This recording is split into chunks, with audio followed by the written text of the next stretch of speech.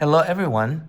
In this video, I will demonstrate how to verify that the expressions on both sides of the equation are equivalent, meaning this expression on the left is equivalent to this expression on the right.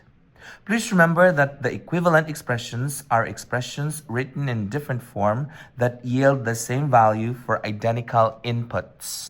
Now let's go over this example. To verify if both sides of the equation are equivalent, we can work on one of the sides.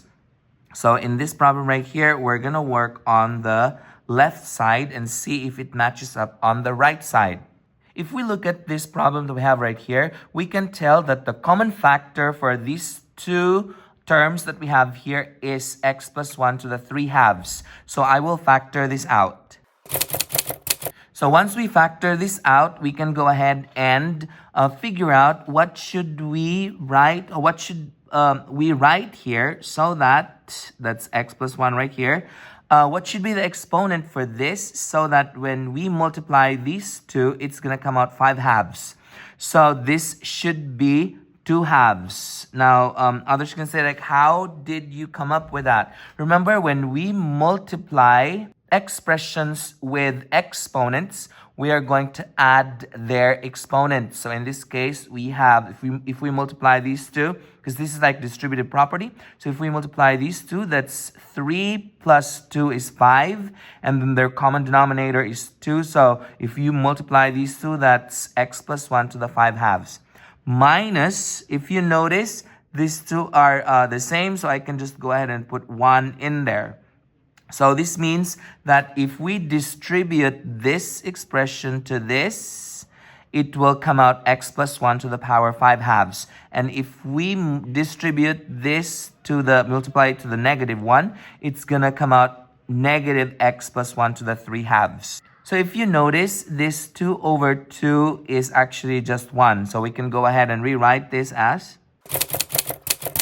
since this is 1, anything raised to the power 1 doesn't change it. So we can just keep it as x plus 1 and we get a minus 1 right there. Now, if you notice, we have negative 1 and 1. So we can cross this out. That becomes a 0. So then this would come out. So we are left with just x here, and we still have x plus 1 to the 3 halves. Now, if we have a fractional exponent and we want to change it into radical form, we remember that this numerator here will serve as our exponent. And this denominator that we have right here will serve as our index of the radical form.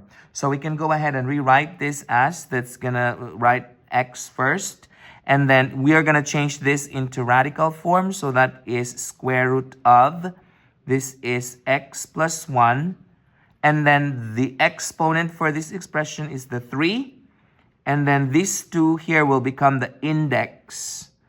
Okay, so that is the exponent and that is the index. Now we remember, if the index is 2, it becomes invisible. So we can go ahead and rewrite this as, if you notice the two expressions, so we have simplified it. And if you notice, this expression on the left is actually the same as the expression on the right. So I'm just going to go ahead and write that up here. So we have verified that the left side is equivalent to the right side.